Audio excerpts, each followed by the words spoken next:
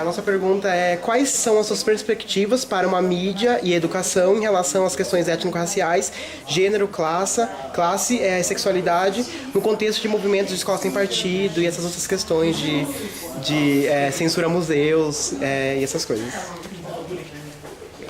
A professora começa? Será que é a professora dele? Olha, eu sou uma pessoa otimista. O otimismo não, a crença de que a gente consegue fazer as coisas me move. Então, reconhecendo o momento absolutamente difícil que a gente está vivendo, né? Mas também pensando que se a gente está tendo tanta reação, se a gente está tendo tanta organização de reação contra coisas que estão acontecendo, essas reações são a prova cabal de que as coisas estão acontecendo. E é desse jeito que eu tenho tentado enxergar, né? O que significa isso? Significa que ótimo, então está tudo bem? Não, significa que a gente vai continuar fazendo o que a gente tem feito a vida inteira, que é lutar para que as coisas aconteçam, né? E é uma luta cotidiana, é uma luta de formiguinha, é uma luta que nunca vai ser ganho inteiramente. A gente sempre vai estar vivendo movimentos de avanço, retrocesso, avanço, retrocesso. O que eu acho é que tem coisas que não podem mais voltar para trás, porque, por exemplo, em termos de questão da sexualidade, as pessoas não vão mais começar a entrar nos armários e dizer, bom, eu sou gay, mas eu não posso mais ser gay. Não, as pessoas não vão mais fazer isso. Eu acho que não existe possibilidade das pessoas fazerem isso. As pessoas negras que que conquistaram uma série de coisas, elas não vão mais voltar para casa e dizer, não, eu vou me conformar a uma posição de subalternidade. Não vão mais. Agora, que isso vai ser uma luta constante e que a gente vai ter que ficar o tempo inteiro brigando contra aqueles que querem manter privilégios que são inaceitáveis, né? Isso vai ser a história da nossa vida. Fez uma pergunta pra mim, né?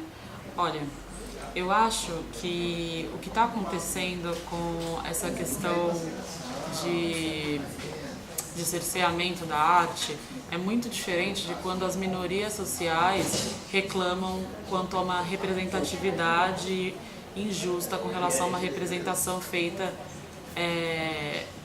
sobre ou relacionada aos seus corpos. A gente tem que... Eu até fiquei pensando que isso ia se mensurar em um determinado momento, mas a gente tem que dividir joio do trigo, né? O que as minorias sociais estão fazendo quanto à exigência de uma representação justa, quanto às representatividades possíveis de suas múltiplas formas de ser na realidade, não é cerceamento da arte. É falar, arte, você é discurso, você é ideológica, você também é criada, cunhada. E um reflexo, ou seja, um reflexo de que você reflete, mas você também reflete para a sociedade, o que a sociedade é. A arte não está não em meio às pessoas, ela está em meio às pessoas. Esses debates sobre as minorias sociais têm a ver com isso, né? Com como elas são representadas e como elas não têm a sua representatividade considerada em determinados tipos de representação, e isso historicamente. Se a gente pegar a questão dos negros no Brasil, por exemplo, o cinema negro é de 1970, entendeu? Os negros estão reivindicando isso de forma estruturada desde 1970 no Brasil. Não é que agora está se considerando um politicamente correto, não pode mais ter blackface na TV. Sempre teve, sempre foi uma questão, e isso reflete uma sociedade racista e reitera o racismo de uma sociedade, um racismo que é histórico e que não vai sendo questionado. Então, a representação, a arte, ela é ideológica, ela tem a ver com seu contexto de enunciação e com discursos que vieram antes dela, sendo ela uma resposta a esses discursos ou sendo ela apenas um resultado desses discursos, né? Então acho que isso é uma coisa. Outra coisa é o que as pessoas estão falando sobre não ter nu no museu, entendeu? Acho que dá pra perceber, né, por esses exemplos, que são coisas bem diferentes, assim. E nesse sentido, tanto as pessoas contrárias ao no museu, quanto as pessoas pró-representações justas e não estereotipadas dos negros, não, desculpa, vou falar de novo. Tanto as pessoas que são a favor de um nu no museu, quanto as pessoas que são pró uma representação justa dos negros e minorias sociais nas artes, estão falando de formas, eu diria, vou usar essa palavra aqui agora, revolucionárias de representação nas artes. Se eu quero um nu no museu, é porque a arte ela alcança um lugar de reflexão e de discursividade que tem a ver com o seu lugar de enunciação, que é específico. Isso é bom para o social, é bom para as pessoas pensarem melhor, entendeu? Pensarem melhor mesmo, porque talvez as pessoas estejam com problemas da forma como elas pensam, né, mesmo. E se a arte, e se ao mesmo tempo as minorias sociais exigem uma representação justa com relação aos corpos e imagens com os quais elas se identificam, é porque também elas querem uma sociedade com uma arte revolucionária, sabe? Uma arte que contemple a todos, uma arte que não seja racista, uma arte que não fira alguém porque a arte existe, entendeu?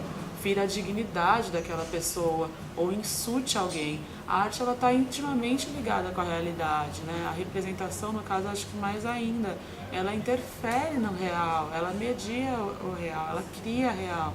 Então ela tem a ver com a vida das pessoas. Eu acho que isso talvez tenha um grande lugar, talvez, eu nem sou da educomunicação, né? Mas pensando que vocês estudam isso, como que a gente pode olhar a mídia, as mídias, né? Como algo que impacta a vida das pessoas, entendeu? Que cria imaginário, que de alguma forma educa ou deseduca, assim, porque são carregadas de representações ideológicas, historicamente. Eu acho que quanto ao contexto das escolas sem partido e tal, acho que a gente pode pensar em contraposição a isso, um pouco que a gente estava falando no debate, que é os movimentos de secundaristas que estão crescendo, por exemplo. Acho que a professora falou isso. A gente nunca vai parar, entendeu? E conforme algumas coisas vão avançando, não tem mais retrocesso. Se a gente continuar também, né? A gente pode ter retrocesso em nível institucional, mas retrocesso em termos de consciência, por exemplo, eu acho que os jovens secundaristas que ocuparam as escolas, eles não vão ser, pode ser, com 60 anos, pequenos conservadores, né? Assim, durante a juventude, provavelmente eles vão daí para mais. E se a gente pensar que eles vão querer mais, eles vão querer os meios para produzir as suas próprias narrativas, que já é o que acontece. E por meio de uma representação, agora eu estou falando de um lugar do audiovisual que é o que mais me interessa, criar a justiça de representação, sabe? Então, nós somos muito, eu fico pensando, né, os jovens secundaristas, nós somos muitas vozes, a gente vai se juntar como muitas vozes, isso já estou influenciada pelo debate também, e vamos mostrar isso na cena, e aí a gente vai criar uma mídia de fato igualitária e que tenha uma multiplicidade de formas de ver a realidade, de construir essa realidade e de representar as pessoas, né? Porque aí essa mídia ou essa narrativa é constituída por muitas vozes e isso vai se mostrar na cena. Então no fim das contas a gente está falando de democratização da mídia, né, e de redistribuição de bens para a produção de audiovisual e de bens, né, na sociedade é desigual. Não adianta também a gente ficar falando só em termos de mídia ou do campo do simbólico, né, a gente tem que falar discutir do campo material. As questões materiais. Então acho que é um pouco isso. Vocês editam, deixam isso mais coerente. Imagina, gente. Obrigado, viu? Obrigada. Valeu.